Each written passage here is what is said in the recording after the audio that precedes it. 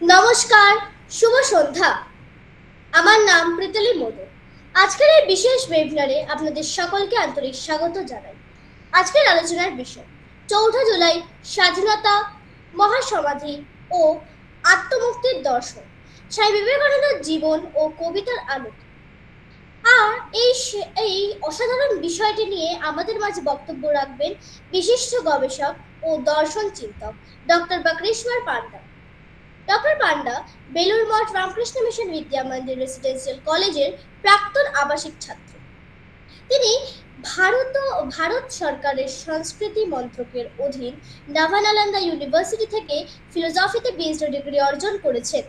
তার গবেষণার প্রধান ক্ষেত্রগুলি হল এপিস্টেমোলজি, মেটাফিজিক্স, স্বামী বিবেকানন্দের দর্শন, কনসিয়াসনেস স্টাডিজ। বর্তমানে তিনি একজন researcher and guest lecturer Ramakrishna mission residential কলেজে নরেন্দ্রপুরে কর্মরত। গবেষণা ও একাডেমিক জগতে তার উল্লেখযোগ্য সাফল্যের মধ্যে রয়েছে জাতীয় ও আন্তর্জাতিক বহু সম্মেলনে গবেষণাপত্র উপস্থাপন। বিশেষভাবে তিনি 2024 সালে ইতালির রোমে অনুষ্ঠিত 25তম ওয়ার্ল্ড কংগ্রেস অফ ফিলোসফির গবেষণাপত্র উপস্থাপন করেছেন। এছাড়াও যুক্তরাষ্ট্রের রাজ্যের এসওএসএ, ইউনিভার্সিটি অফ লন্ডন এবং ইউনিভার্সিটি কলেজ লন্ডন ইউসিএলএও তিনি তার গবেষণাপত্র উপস্থাপন করেছেন।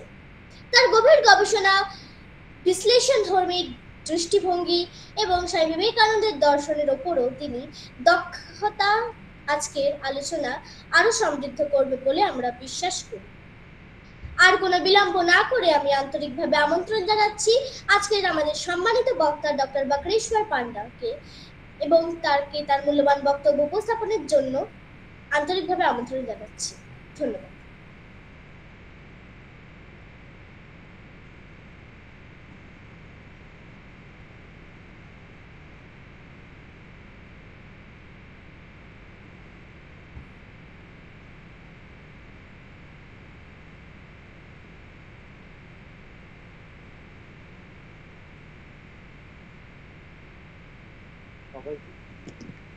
আমি শোনা যাচ্ছে আমার কথা? হ্যাঁ স্যার। সবাইকে আমার আন্তরিক প্রণাম জানাই এবং শুভেচ্ছা জানাই যারা এখানে আজকে উপস্থিত আছেন। এবং আমি এই যারা অর্গানাইজার আছেন, মোদক ট্রেনিং, গার্গী ম্যাম, আরো যারা আছেন, তাদের প্রতি আমি সত্যি কৃতজ্ঞ এবং আনন্দিত আজকের এই অনুষ্ঠানে থাকতে পেরে। আজকে তো বিশেষ একটি দিন, তো স্বামীজির মহাসমাধির দিন। আজকে মানে আজকের যে দিনটা, আজকে আমি যে আলোচনা করব স্বামীজির বিষয়ে, এটা কোনো স্যার, ইতিহাস। Excuse me sir. হ্যাঁ, আপনার ভিডিওটাকে একটুখানি ওপরের দিকে একটু নেওয়া যাবে, মানে ফোনটাকে, ক্যামেরাটাকে?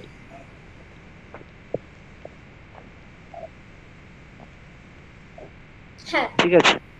ওকে।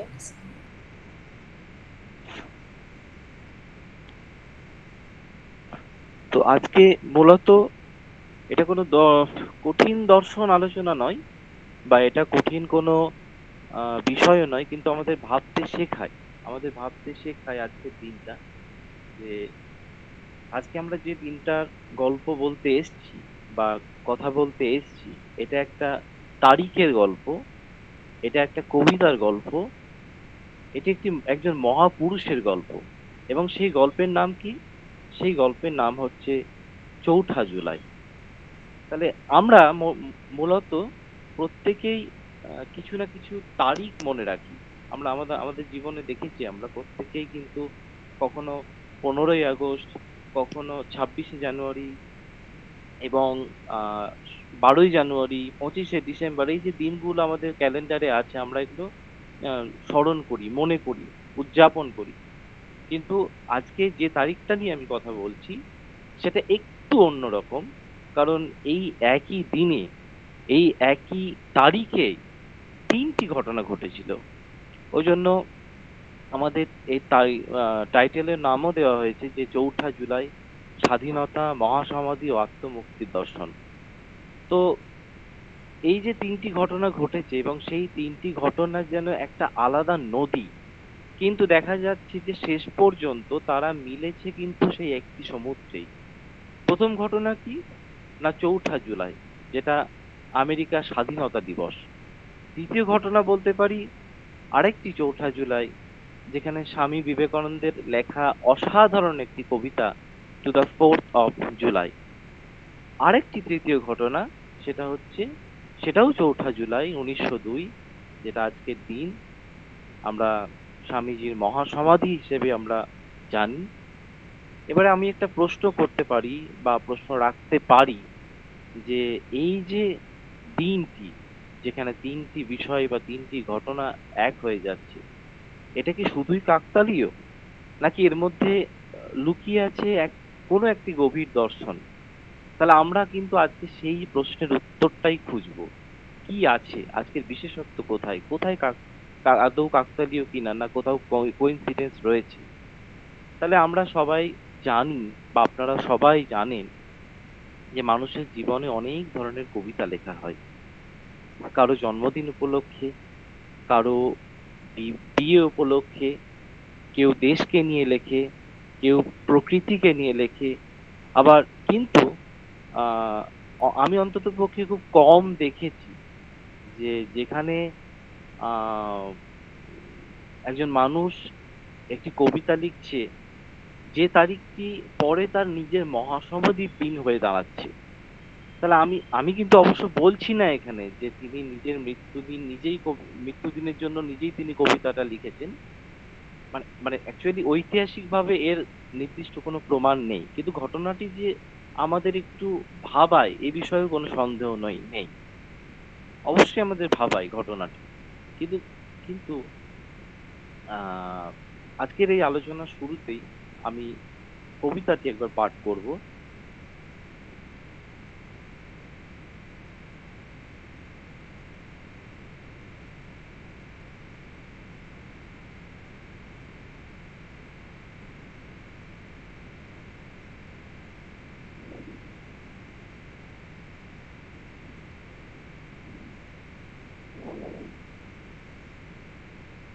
বাংলা ইংরেজি দুটোই রয়েছে, আমি ইংরেজিটাই পাঠ করছি।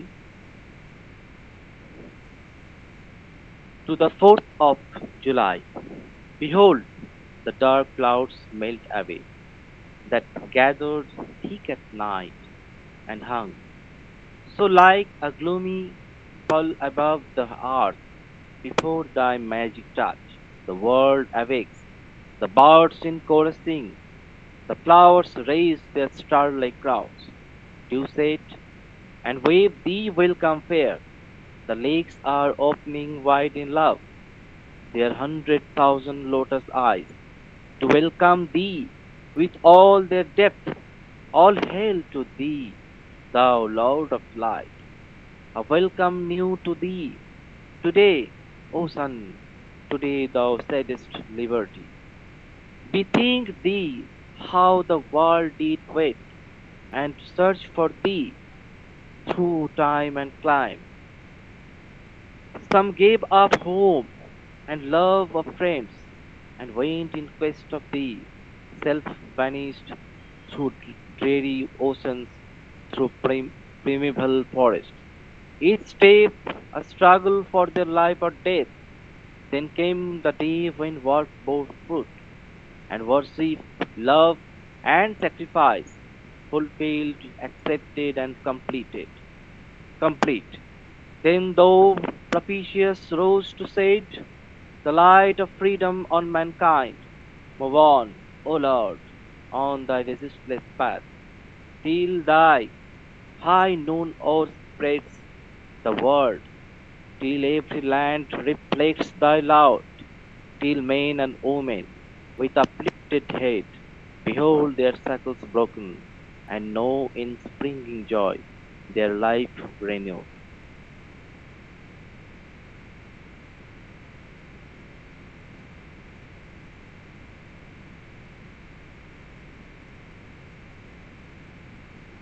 ওকে,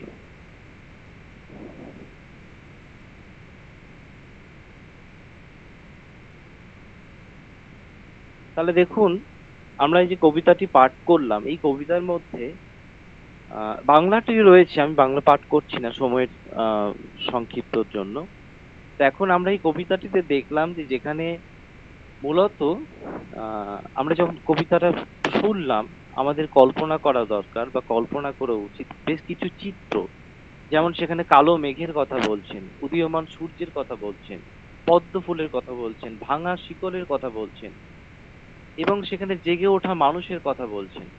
তখন কিন্তু এইগুলো যদি আমরা, এই চিত্রগুলো যদি আমরা মনের মধ্যে কল্পনা করি বা গেঁথে নিই, দেখা যাবে যে কবিতাটা আমাদের কাছে নতুন অর্থে ধরা দিচ্ছে। তাহলে কবিতাটা আপনারা শুনলেন। এখন একটা প্রশ্ন আমি করতে পারি যে এই কবিতার বিষয় তাহলে কি? কেউ হয়তো বলবেন স্বাধীনতা, কারণ সেখানে ফ্রিডম কথাটি ছিল, লিবার্টি কথাগুলো ছিল। কেউ বলবেন না, তাহলে আমেরিকা। কেউ বলবেন যে শুধুই সূর্য, কেউ বলবেন শুধুই আলো। সব উত্তর ঠিক, অবশ্যই ঠিক, কিন্তু আমি বলবো এই কবিতার মূল বিষয় হচ্ছে এক বিষয়, সেটা হচ্ছে মুক্তি। কেন? আমরা ধীরে ধীরে দেখব যে স্বামীজি আসলে স্বাধীনতার থেকেও বড় একটি বিষয় নিয়ে কথা বলছেন। তিনি বলছেন মানুষের মুক্তির কথা। তিনি বলছেন মানুষের ওই আত্মার মুক্তির কথা, চেতনার মুক্তির কথা। এবং এই যে প্রথম যে লাইনটি দেখলাম, behold the dark clouds melt away, Swamiji কি আবহাওয়ার খবর খবর দিচ্ছেন এখানে? কোনো ক্লাইমেট প্রবলেম, ক্লাইমেটের কিছু আহ, সংকেত দিচ্ছেন? না, একদমই না। এই যে behold the dark clouds melt away, এটা প্রকৃতির বর্ণনা নয়, এটা মানুষের মনের বর্ণনা। অন্ধকার কি? অন্ধকার হচ্ছে অজ্ঞতা, অন্ধকার হচ্ছে ভয়, অন্ধকার হলো মনের দুর্বলতা, মনের হীনমন্যতা এবং নিজেকে ছোট ভাবা, যেটা আমরা করি আজকালকার দিনে।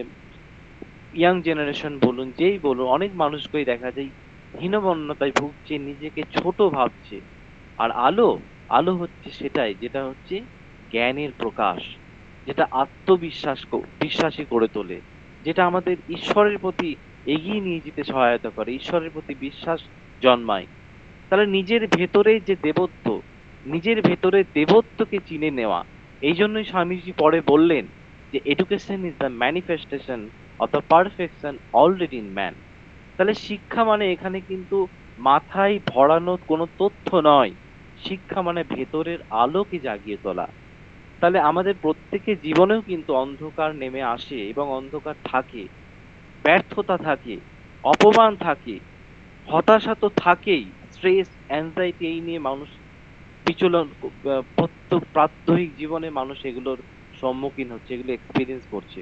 কিন্তু স্বামীজি বলছেন এই যে কালো মেঘ, এই কালো মেঘ কিন্তু চিরস্থায়ী নয়।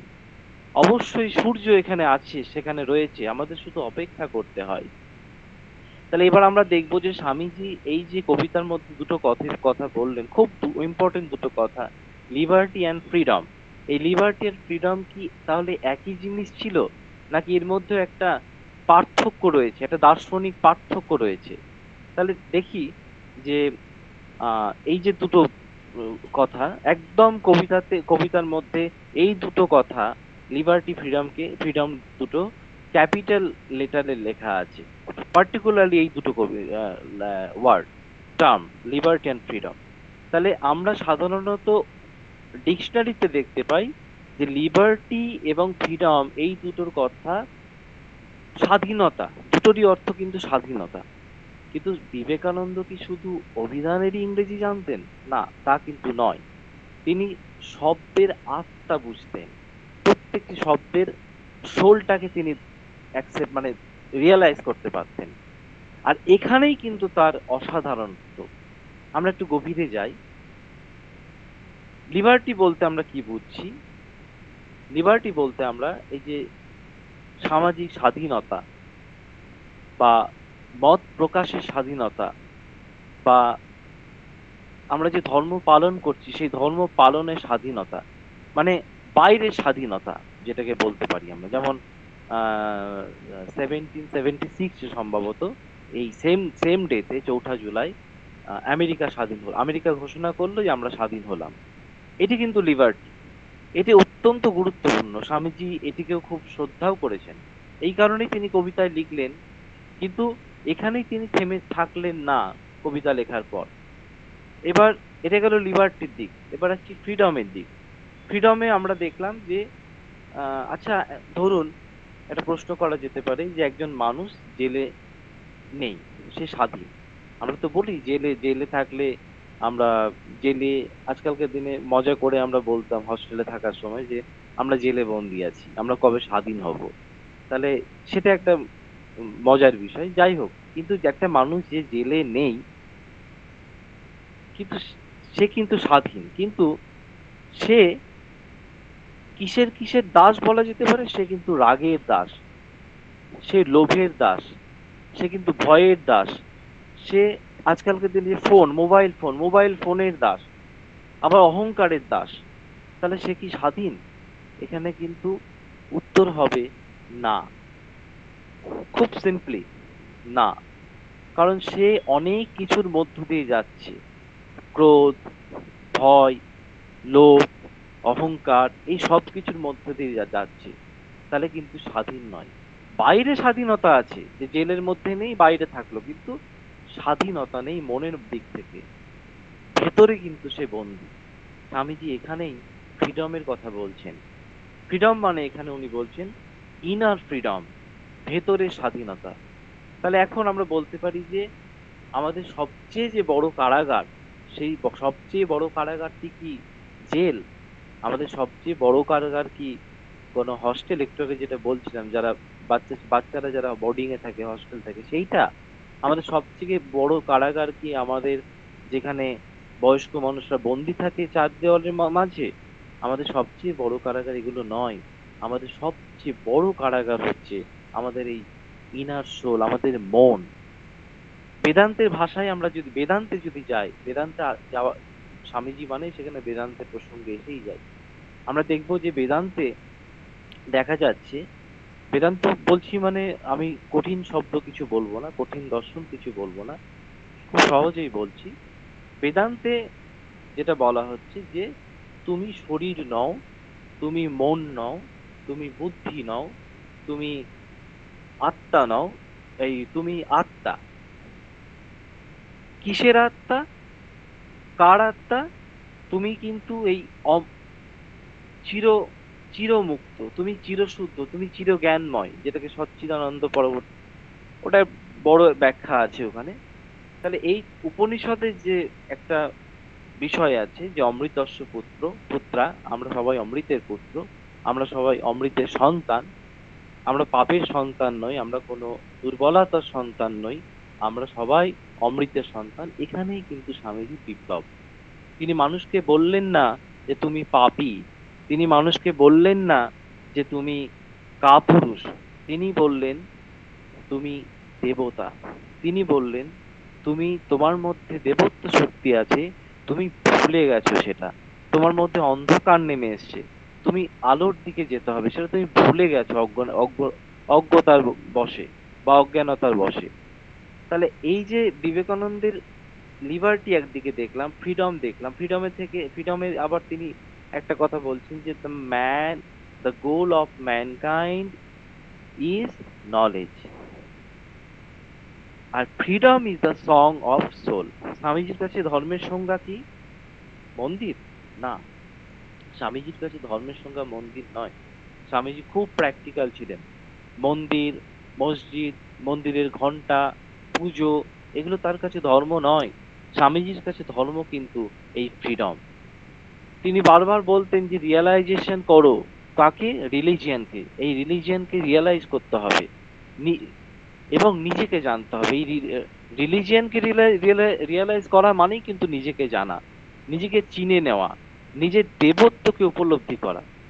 আমি মাঝে মধ্যে বলি আমার আহ, যারা স্টুডেন্ট আছে, ছাত্রদের বলি যে স্বামীজি যদি আজ বেঁচে থাকতেন, তিনি হয়তো বলতেন যে তোমার সবচেয়ে বড় শত্রু কেউ নয়, তোমার নিজের ভয়, তোমার নিজের হীনমন্যতা, তোমার নিজের অলসতা। এগুলো বললে কি হয়, ওরা একটু বুঝতে পারে নিজেদের জীবনের সাথে। যখনই অলসতা কথাগুলো শোনে তখন বুঝতে পারে। আর এই যে ফ্রিডম এবং লিবার্টির কথা বললাম, এই ফ্রিডম এবং লিবার্টি কবিতায় যেটা উনি বলছেন শেষের দিকে আছে যে till men and women with uplifted head behold their shackles broken. এই যে ফ্রিডমের প্রসঙ্গে এলাম, একদম কবিতার শেষের দিকে উনি বলছেন যে মানুষ যেন মাথা উঁচু করে দাঁড়ায়, শিকল যেন ভেঙে যায়, জীবন যেন নতুন করে গড়ে ওঠে। তাহলে এই শিকলটা কি? শুধু কি ব্রিটিশ শাসন ছিল আমাদের শিকল? না, আরো অনেক শিকল আছে। সেই শিকলগুলো কি? মানুষের মধ্যে যে লোভ তৈরি হয়, মানুষের সাথে মানুষের একটা ঈর্ষা পরায়ণতা ভাব তৈরি হয়, আমাদের জাতি ভেদ তৈরি হয়েছিল, কুসংস্কার আছে মানুষের মনের মধ্যে, ভয় আছে, অহংকার আছে। এই বিষয়গুলোই কিন্তু আমাদের, এইগুলো থেকে আমাদের দূরে থাকতে হবে।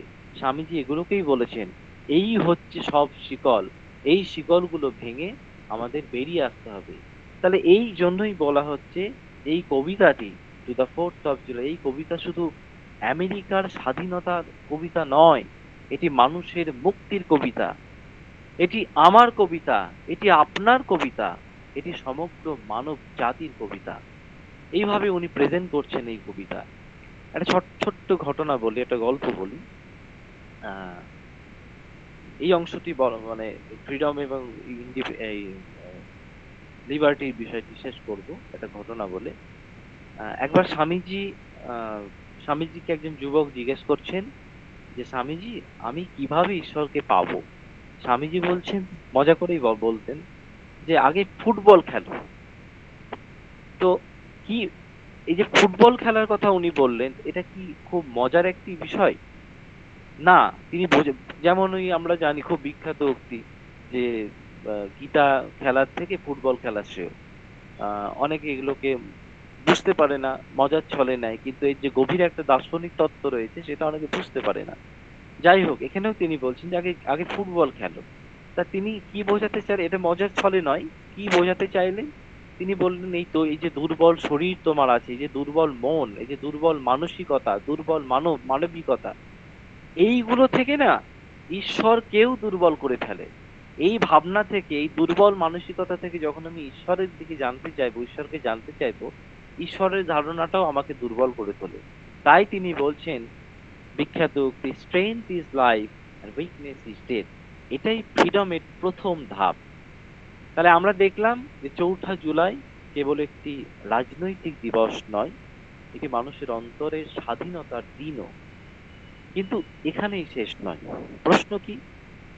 যে মানুষ সারা জীবন ফ্রিডমের কথা বললেন, তিনি নিজেকে মৃত্যু বা নিজের মৃত্যুকে কিভাবে দেখেছিলেন? তিনি কি মৃত্যুকে ভয় পেলেন, বা তিনি কি মৃত্যুকে ভয় পেয়েছিলেন, নাকি তিনি মৃত্যুকে স্বাধীনতার এক নতুন দ্বার হিসেবে দেখেছিলেন, নতুন দরজা হিসেবে দেখেছিলেন? তাহলে এই প্রশ্নের উত্তর আমরা পাবো কোথায়? স্বামীজির জীবনী থেকে। স্বামীজির যে তীর্থযাত্রা করতেন, সেই তীর্থে যাত্রার একটি ইনসিডেন্ট থেকে আমরা এর উত্তর পাবো। অমরনাথ গেছেন এক সময়, যাত্রা করেছিলেন, কাশ্মীর ভ্রমণকালে উনি অমরনাথ গেছিলেন, এবং সেখানে সিস্টার নিবেদিতার স্মৃতিতেও আমরা পাই তার কথা। আহ আরো কিছু বিষয় বিষয় আছে, যেমন শ্রীরামকৃষ্ণের ঠাকুর, স্বামীজির কথা বলতে গিয়ে ঠাকুরের কথা আসবে না তা তো হয় না। ঠাকুর শ্রী রামকৃষ্ণের একটা বিখ্যাত উক্তি আছে, যারা যারা মনে করতে পারেন বা মনে হতে পারে, মনে আসতে পারে, খুব বিখ্যাত উক্তি যে চাবিটি আমার কাছে রইলো। এই এই যে কথাগুলো, এগুলো আমাদের ভাবতে শেখায়, এগুলো আমাদের বুঝতে শেখায়। এগুলো থেকে আমরা বুঝতে পারি স্বামীজির তাহলে অ্যাকচুয়াল পার্সপেক্টিভটা কি ছিল। একটা নতুন অধ্যায়, অমরনাথ যাত্রা। আমরা কবিতা নিয়ে কথা বললাম, এখন আমরা একজন মানুষের জীবনের, একজন মানুষ মানে স্বামীজি, তার জীবনের শেষ অধ্যায়ে প্রবেশ করছি। আমি কিন্তু ব্যক্তিগতভাবে এটিকে মৃত্যুর কাহিনী বলবো না, আমি বলবো একজন পূর্ণ যোগীর বা একজন যোগীর পূর্ণতার কাহিনী। স্বামীজিকে তো মৃত্যুর সাথে তুলনা করা যায় না। তার তার যে পরিসমাপ্তি, তার জীবনের যে পরিসমাপ্তি, সেটার সাথে অন্য টার্ম ইউজ করতে হয়, মৃত্যু কথাটি ইউজ করি না আমরা সাধারণত। তাহলে একজন যোগীর পূর্ণতার কাহিনী আমরা বলবো, কারণ স্বামী বিবেকানন্দের জীবনকে যদি একটা নদী ধরা হয়, তাহলে আজকে আমরা দেখব সেই নদীর মোহনায় এসে দাঁড়িয়েছি। অমরনাথ যাত্রা কখন করছেন? 1898 সালে। 1898 সালে তিনি কাশ্মীর ভ্রমণে যাচ্ছেন। ডাল লেকের একটি হাউস বোটে অবস্থানকালে তার সঙ্গে কয়েকজন পাশ্চাত্য শিষ্যও ছিলেন। 4 জুলাই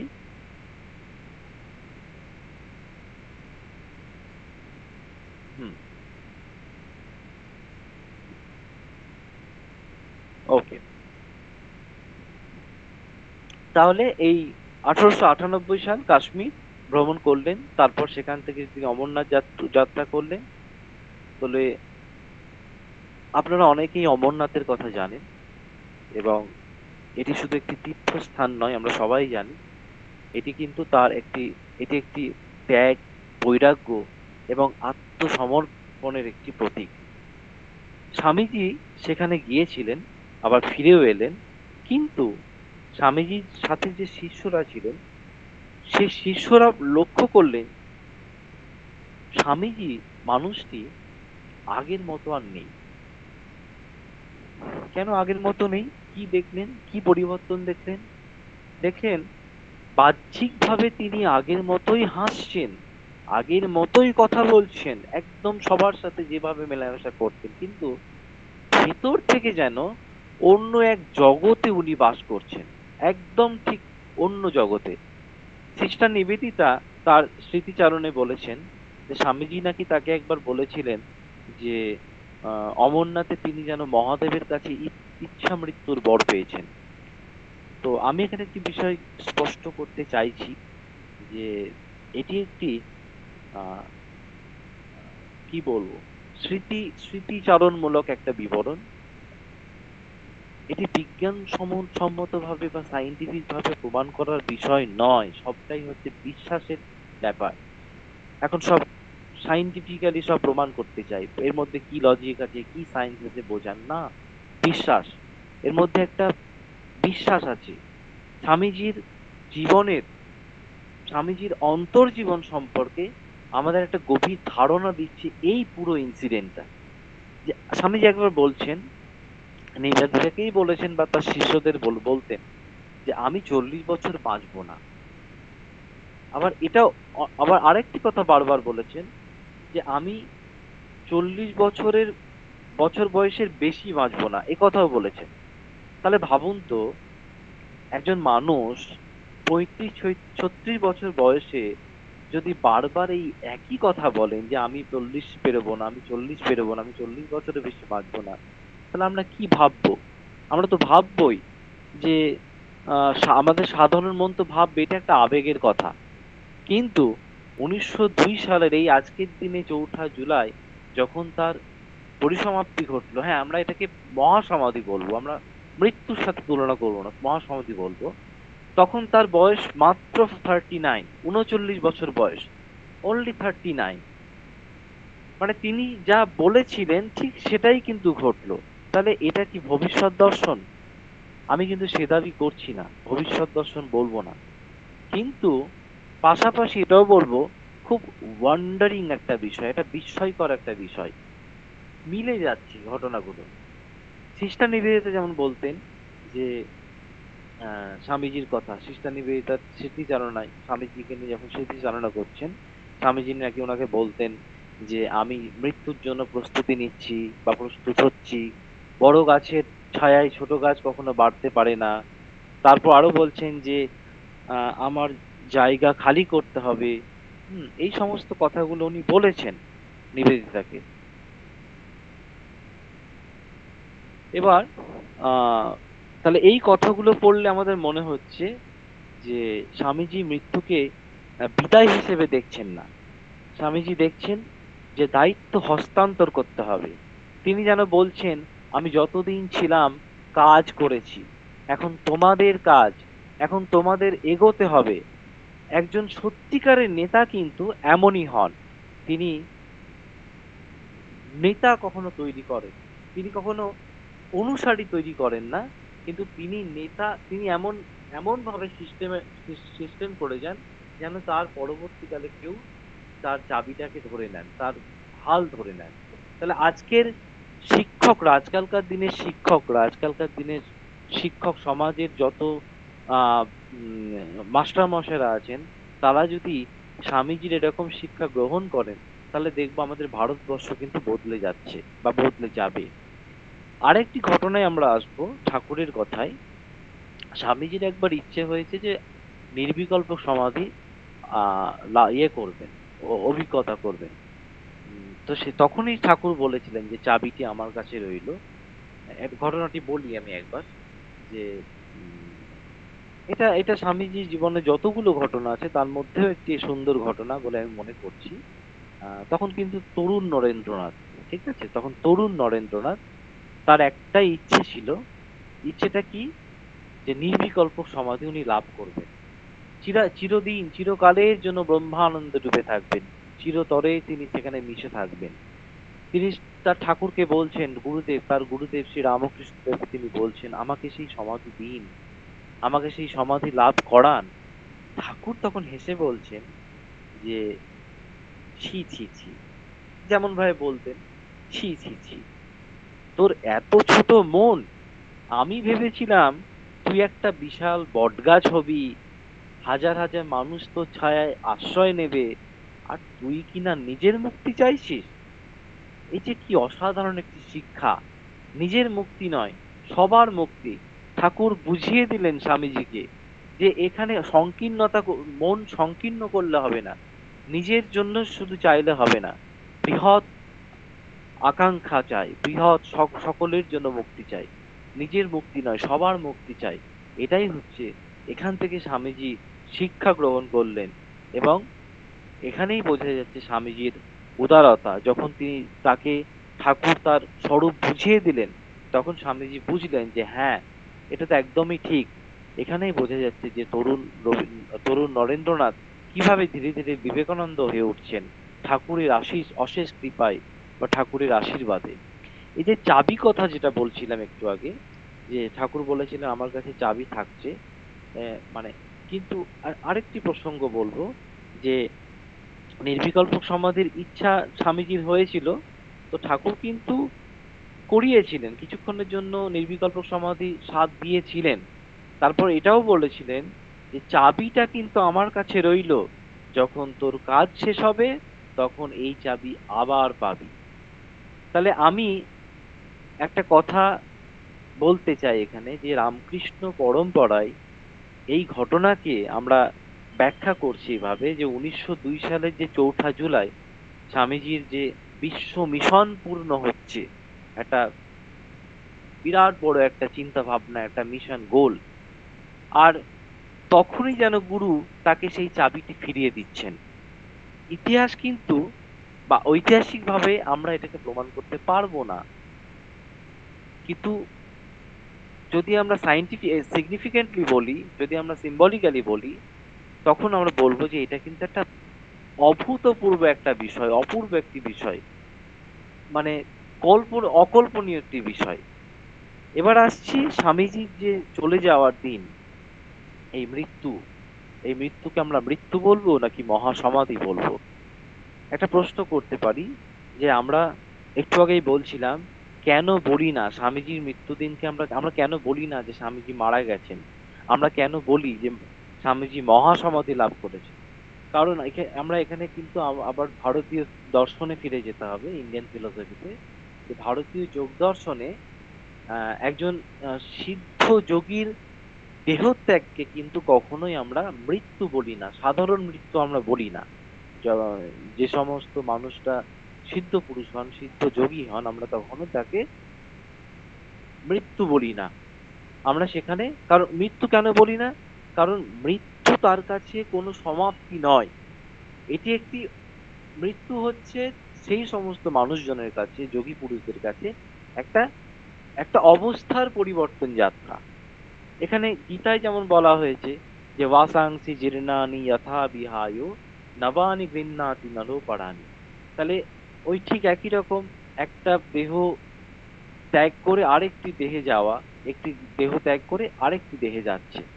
যেমন এটা সবাই আপনারা জানেন, মানুষ পুরনো বস্ত্র ত্যাগ করে নতুন বস্ত্র গ্রহণ করে, সেরকম আত্মাও একটা শরীর ত্যাগ করে অন্য শরীরে প্রবেশ করছে। এই স্বামীজি তো সব সব শাস্ত্রই পড়তেন।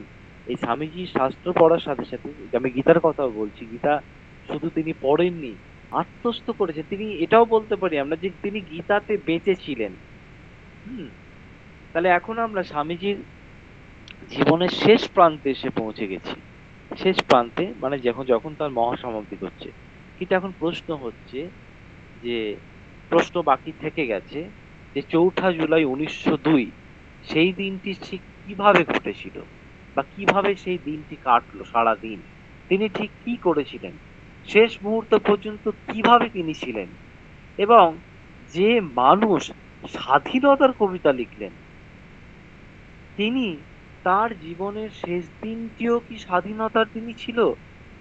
কিভাবে এইগুলো আমরা রিলেট করব, ব্যাখ্যা করব? তাহলে আমরা শেষ দিনের দিকে যাই, মানে যেটাকে আমরা শেষ দিন বলছি নাকি পূর্ণতার দিন বলছি। ১৯০২ সালে ৪ঠা জুলাই। আমরা কখনোই এই দিনটিকে শেষ দিন বলতে চাই না। একটু আগেই বললাম যে আমরা সবসময় বলছি একটা দেহ থেকে আরেকটা দেহে যাচ্ছি, পরিবর্তন যাত্রা।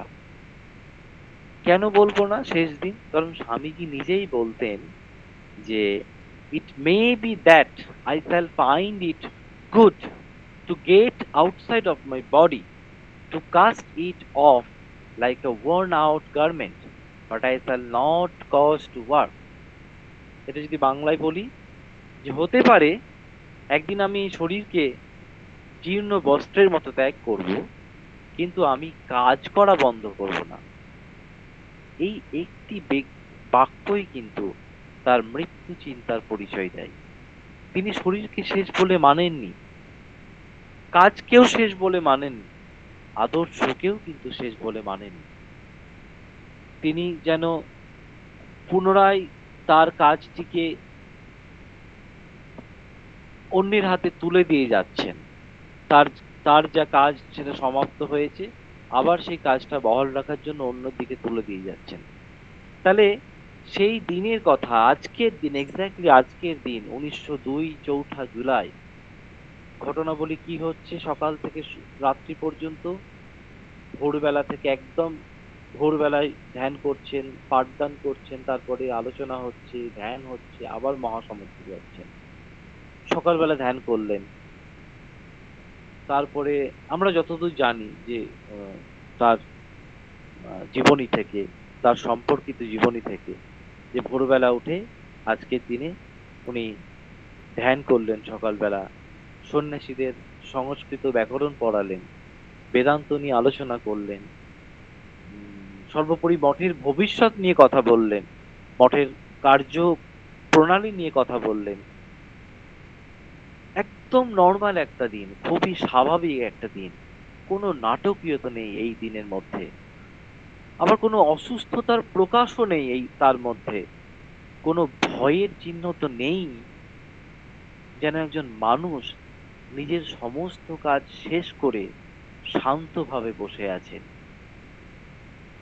ঠিক যখন সন্ধে নামছে, নিজের ঘরে গিয়ে ধ্যান করছেন, এবং ধ্যানাবস্থাতেই যেন মহাসমাধি লাভ করলেন। তাহলে এই যে ঘটনা, এই ঘটনা কি কোইন্সিডেন্স নাকি একটা সিম্বলিজম? কেন জিজ্ঞেস করছি? কারণ কেন কোইন্সিডেন্সের কথা বলছি? কারণ ৪ঠা জুলাই 1776, ওদিকে ৪ঠা জুলাই 1889, এদিকে ৪ঠা জুলাই 1902। তাহলে প্রশ্ন আবার তুলছি, তিনটি ঘটনা, এই যে তিনটি ঘটনা, আমরা তিনটে ডেটের কথা বলছি, একদিকে আমেরিকার স্বাধীনতা, একদিকে কবিতা to the 4th of July, একদিকে স্বামীজির মহাসমাধি, এগুলো কি শুধুই কোইন্সিডেন্স? আমি ব্যক্তিগতভাবে একজন গবেষক হিসেবে আমি উত্তর দেব ব্যক্তিগতভাবে যে হ্যাঁ, ঐতিহাসিকভাবে হ্যাঁ, এটা একটা সমাপতন অবশ্যই। কারণ এমন কোনো নথি নেই, এমন কোনো প্রুফ নেই, এমন কোনো বিষয় নেই যা প্রমাণ করে যে স্বামীজি নিজের মহা সমাধির দিন ভেবেই কিন্তু কবিতাটি লিখেছিলেন। আমরা ইতিহাসকে ইতিহাস হিসেবেই গ্রহণ করব, কিন্তু দর্শন কিন্তু কখনো কোথাও শেষ হয় না। দর্শন শুরু হয়, শেষে শুরু হয়। তাহলে এই গবেষণা যদি হয়, এটা যদি একটা গবেষণার বিষয় হয়, এই ৪ঠা জুলাইয়ের কোইন্সিডেন্স নিয়ে ৩টে ঘটনাকে একত্র করে এটা যদি একটা গবেষণার বিষয় হয়, তাহলে গবেষণাটা কিন্তু এখানে শেষ হয় না। এখান থেকেই দর্শনে শুরু হয়, চিন্তা ভাবনা করতে শুরু হয়। কেন? কারণ ৩টি স্বাধীনতা আমরা পাচ্ছি। একদিকে হচ্ছে আত্মমুক্তি, মোক্ষ। একদিকে হচ্ছে মানব মুক্তি, ফ্রিডম। আর একদিকে হচ্ছে রাজনৈতিক স্বাধীনতা, লিবার্টি। তাহলে এই যে আজকের আলোচনা আমরা করছি, একটা ত্রিভুজের যেন একটা বিষয়, একটা ত্রিভুজের মাধ্যমে আমি বলতে চাইছি যে প্রথম স্তরে লিবার্টি, যেটা বাহ্যিক স্বাধীনতা, যেটা রাষ্ট্রের স্বাধীনতা, যেটা সামাজিক স্বাধীনতা। দ্বিতীয় স্তরে ফ্রিডম, যেটা মানুষের অন্তরের স্বাধীনতা, ভয় থেকে মুক্তি, অজ্ঞতা থেকে স্বাধীনতা বা মুক্তি, এবং দুর্বলতা থেকে মুক্তি। আর তৃতীয় স্তরে দেখছি মোক্ষ, যেটা আত্মার পূর্ণ স্বাধীনতা, যেখানে আর কোনো বন্ধন নেই। এই ৩টি স্তরকে আমরা যদি একসঙ্গে দেখি, তাহলে দেখব ৪ঠা জুলাই আর একটি সাধারণ তারিখ থাকছে না, অতি সাধারণ তারিখ হচ্ছে না ৪ঠা জুলাই। এটি হয়ে উঠছে, এই ৪ঠা জুলাই হয়ে উঠছে স্বাধীনতা থেকে আত্মমুক্তির এক যাত্রার একটি প্রতীক। তাহলে আজকের দিনে, আজকের এই পৃথিবীতে, আজকের এই বর্তমান সমাজে, পৃথিবীর জন্য স্বামীজির কি বার্তা থাকবে? আমি একটা প্রশ্ন রাখতে পারি আপনাদের কাছে, যে আমরা কি স্বাধীন? আমরা কি সত্যিই মুক্ত? আমাদের হাতে তো স্মার্টফোন আছে, প্রত্যেকের হাতে স্মার্টফোন আছে, ট্যাব আছে, আমরা সব বর্তমান প্রযুক্তিবিদ্যার সাথে আমরা সম্পর্কিত রেগুলার লাইফে। কিন্তু আমরা ব্যক্তিগতভাবে আমরা কি স্মার্ট? আমাদের কাছে তো অনেক তথ্য রয়েছে, কিন্তু আমাদের কি জ্ঞান রয়েছে? আমাদের কাছে টাকা আছে, কিন্তু আমাদের কাছে কি শান্তি আছে? স্বামীজি যদি বেঁচে থাকতেন, হয়তো তিনি বলতেন, তোমরা প্রযুক্তিতে এগিয়েছো, কিন্তু নিজেদের চিনতে পারোনি বা নিজেদের চিনতে পারছো না। বা হয়তো নিজে চিনতে পারছো না সেটা না বলে প্রশ্ন করতে পারে, নিজেদের চিনেছো কি? নিজেদেরকে কি চিনতে পারছো? এই একই প্রশ্ন আমরা উপনিষদ থেকে বহু বছর ধরে পেয়ে আসছি, যেখানে আহ ওই বৃহদারণ্যক উপনিষদে পাই যে ১২ বছর পড়াশোনা শেষ করে এসে আহ জিজ্ঞেস করছে যে তুমি কি নিজেকে জানতে পেরেছো, তুমি নিজেকে? ঠিক সেরকম স্বামীজিও জিজ্ঞেস করতেন, তুমি নিজেকে কি চিনেছো? আবার তিনি সাথে সাথে হয়তো এই উপদেশটাও দিতেন আমাদেরকে উদ্বুদ্ধ করার জন্য, যে all power is within you. তাহলে আজকের যুব সমাজের, আজকে যে আমরা ভুগছি, আমাদের যুব সমাজ যে ভুগছে বিভিন্ন প্রবলেমে, বিভিন্ন সমস্যা, বিভিন্ন সংকটে, তাহলে আজকের যুব সমাজের বড় যেটা সমস্যা সেটা হলো ক্ষমতার অভাব। না, ক্ষমতার অভাব কিন্তু নয়, আমাদের আত্মবিশ্বাসের অভাব। ক্ষমতা হয়তো মানুষের থাকে, ক্ষমতা থাকে, অনেক মানুষ আজকের দিনে বড় বড় চেয়ারে বসে আছেন, বড় বড় ক্ষমতার অধিকারী হয়ে আছেন, কিন্তু আত্মবিশ্বাসের যেন কোথাও যেন অভাব দেখতে পাওয়া যায়। মানুষ আত্মবিশ্বাসী হয়ে উঠতে পারে না। এই জন্যই কিন্তু স্বামীজি অত্যন্ত প্রাসঙ্গিক, স্বামীজি চিন্তা ভাবনা অত্যন্ত প্রাসঙ্গিক। আমার যে ব্যক্তিগত উপলব্ধি আহ শেয়ার করতে চাইছি, শেয়ার করতে পারি আপনাদের সাথে, যে এই ৪ঠা জুলাই, আজকের যে দিন, এটা একটি মৃত্যু দিন নয়, এটি একটি কবিতার দিনও নয়, এটি একটি যেন আহ্বান, নিজেকে মুক্ত করার একটি আহ্বান, নিজেকে জানার একটি আহ্বান, নিজের ভয়কে অতিক্রম করার একটি আহ্বান। আমি যেন নিজের ভয়কে দূর করে, নিজের ভয়কে জয় করে আমি নির্ভয়ের দিকে, অভয়ের দিকে যেতে পারি। আমি যেন সাহস অবলম্বন করতে পারি। তবেই আমরা জানবো এই যে নিজের ভেতরে যে দেবত্ব, সেই দেবত্বকে যেন জাগিয়ে তোলার একটি আহ্বান। এই জন্যই আমি মনে করছি এই two the 4th of July এই কবিতা আমাদের কাছে আজও শেষ হয়ে যায়নি। এটি এখনো লেখা হচ্ছে আমাদের মধ্যে, আমাদের জীবনের মধ্যে।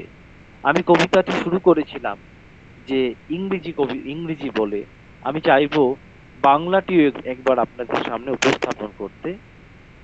তাহলে শব্দ চয়ন যেগুলো স্বামীজি করেছেন সেই শব্দগুলো আমরা আর একবার রিলেট করতে পারবো।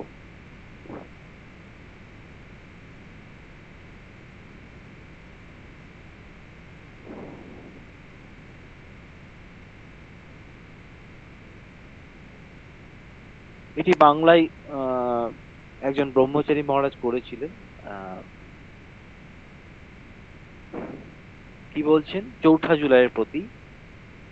ওই দেখো মিলাইয়া যায় কালো মেঘপুঞ্জ যত, রাত্রির আধারে আরো ঘন করি, ধরণীর পরে তাহারা থমকি ছিল, অবসন্ন বিষাদ কালিমা, তোমার মোহন স্পর্শে জগৎ জাগিয়া ওঠে ওই, পাখিরা তুলিছে তান, ফুল দল তুলে ধরে তার, শিশির খচিত শত তারার মুকুট, সুস্বাগত জানাই তোমায় তারা দুলিয়া দুলিয়া, সরোবর প্রেম ভরে মিলিয়াছে শত শত আঁখি শত দল, তোমারে বরিয়া নিতে তারা তার সারা গভীরতা দিয়া এসো এসো এসো তুমি আলোকের ওঘ অধিরাজ, তোমারই লাগিয়া আজ অন্তরের স্বাগত আহ্বান।